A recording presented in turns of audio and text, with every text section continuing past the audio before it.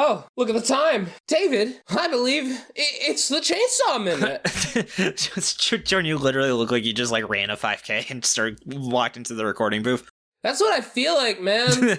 I'm with you, but I'm David, and this is your fortnightly dose of Chainsaw Man, where you can join us every other Friday when we see what masterpiece Fujimoto put out.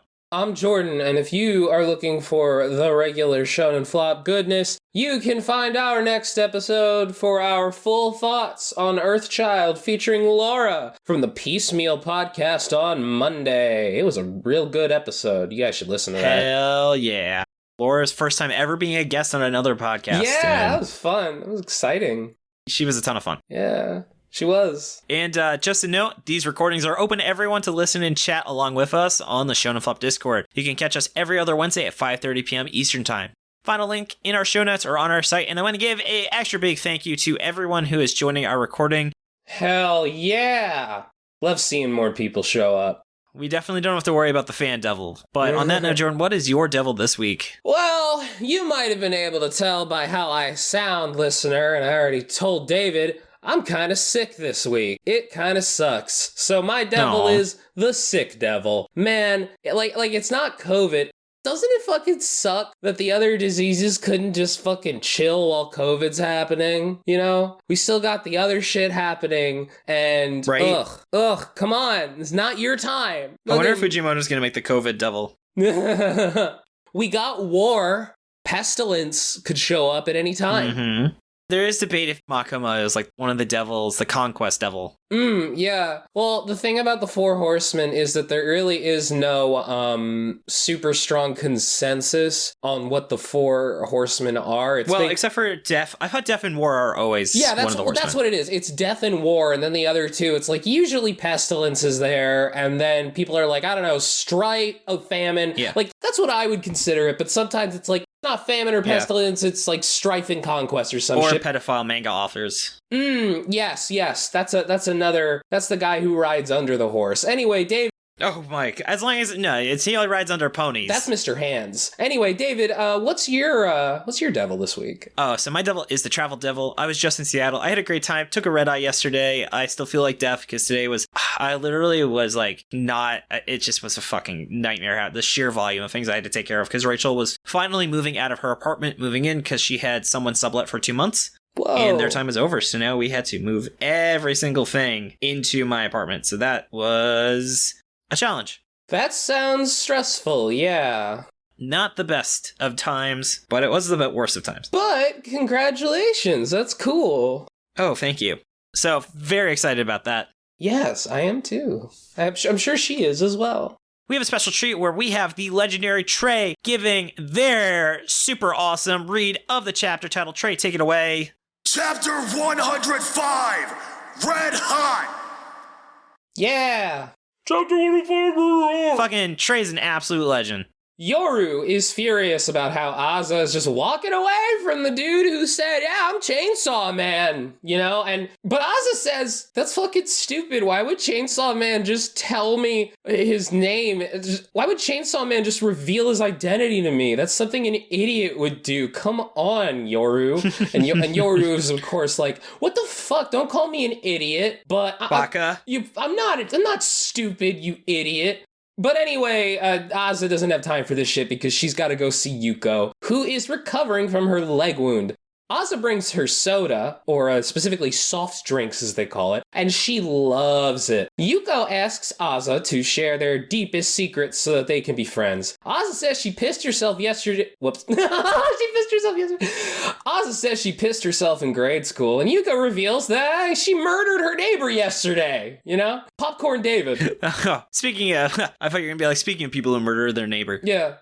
Yuko also knows about Yoru, aka the War Devil, and the fact that Asa killed her teacher and class president in P2C1 as Jordan has written for some reason. Yeah, you know, but it's Doom notation, you know, like shut up.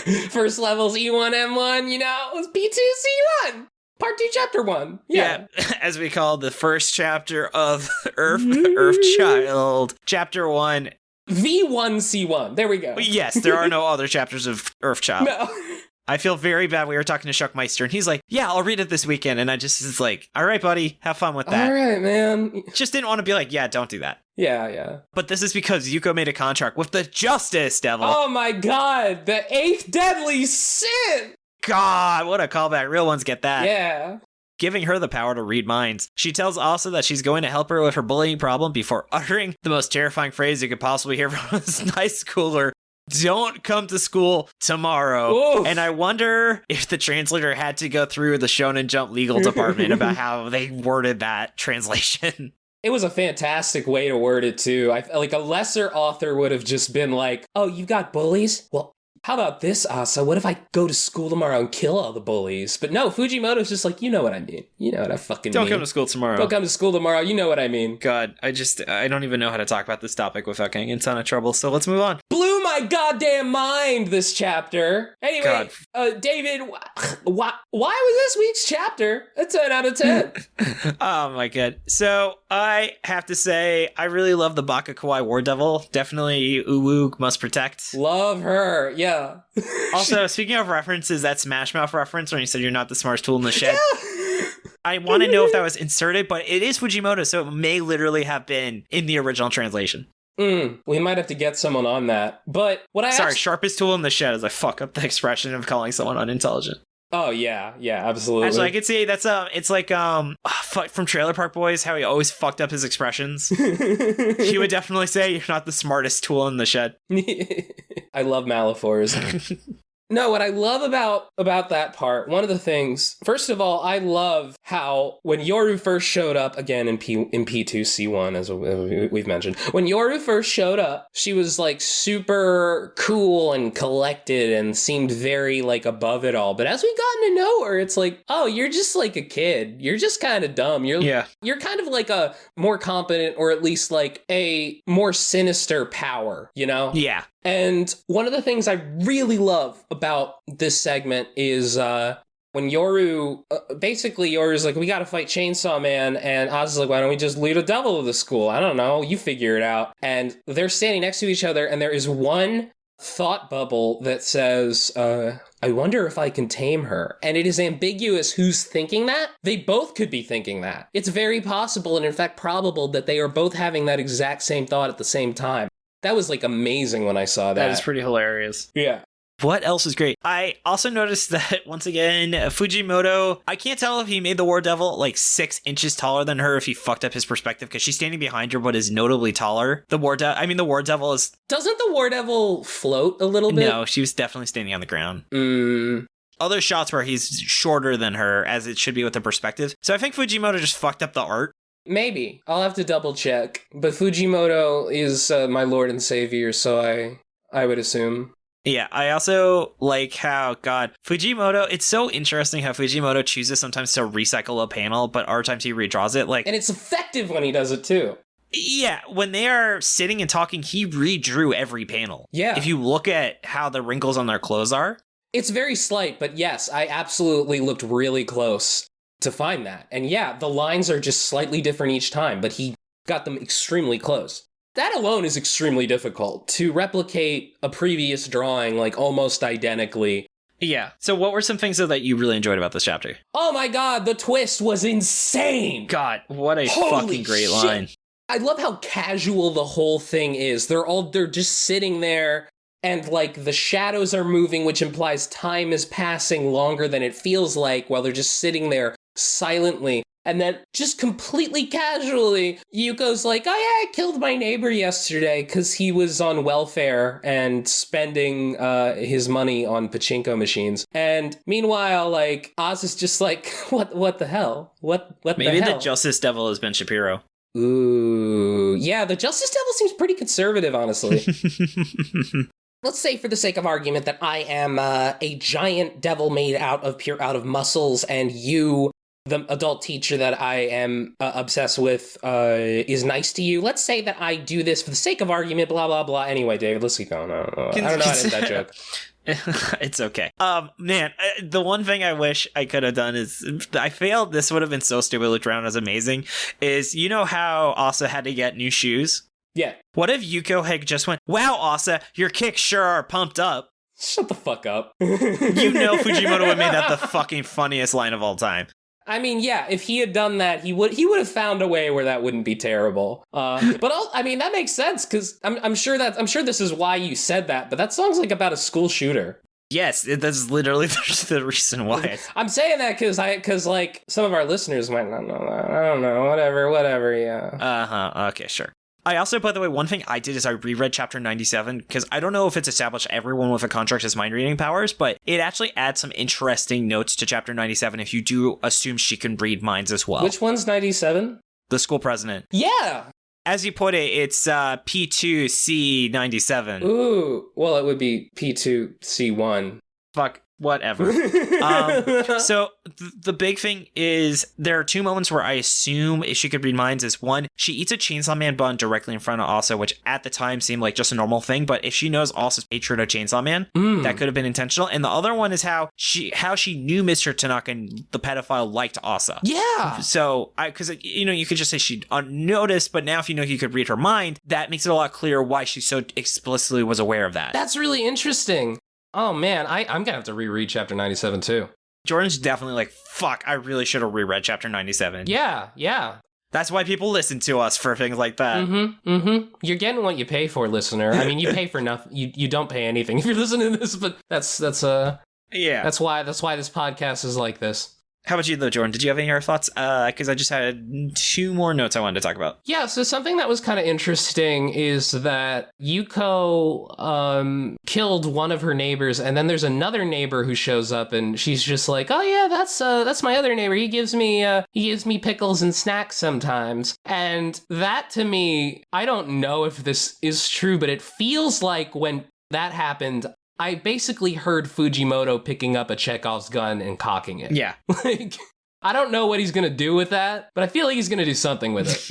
Yeah. I mean, Fujimoto definitely loves his Chekhov's guns. Yes. The Chekhov's guns, gun devil. Chekhov's gun devil. Yeah. Different from the gun devil. It's people who are afraid of wasted literary elements.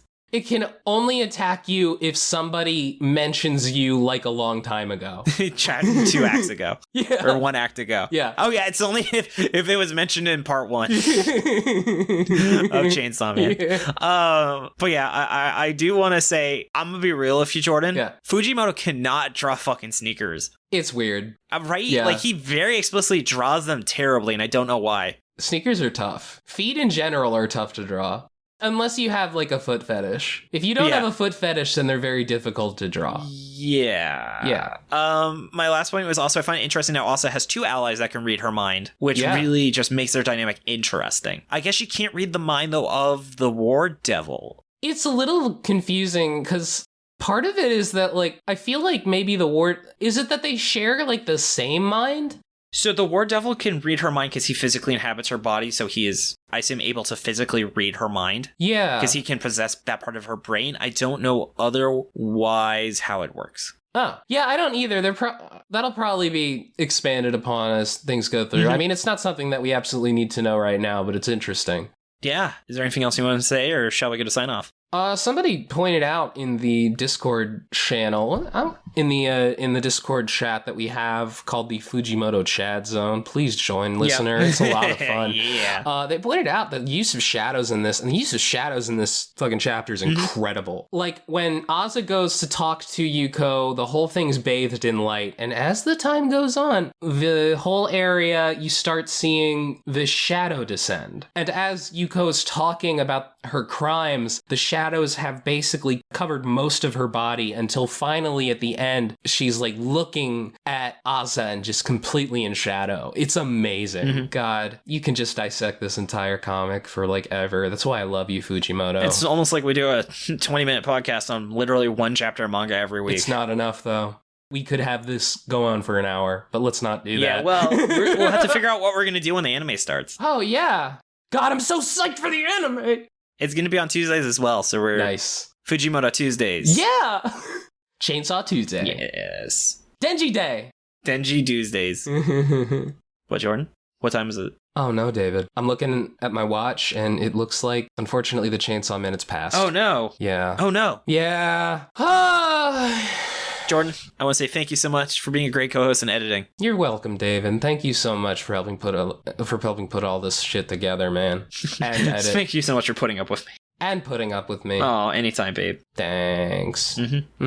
And then I also want to say you can find us on Twitter at Shonen Flopcast and our website, shonenflop.com. We're also on Spotify, iTunes, YouTube, wherever else you get your podcast. And props to Shannon for the awesome cover art. Find her online at illuminyatea. And as a reminder, you can join us recording every other Wednesday at 5:30 p.m. Eastern Time. Find a link to it in our show notes or on our site. And again, a big thank you to everyone talking to us in the chat, leaving notes, just listening to us vibe. And stay tuned for Monday as we give our full thoughts on Earthchild, featuring Laura from the Piecemeal Podcast. Okay, and also, please, again, go on Instagram, look up Jordan Forbes art, and follow me, and like all my stuff.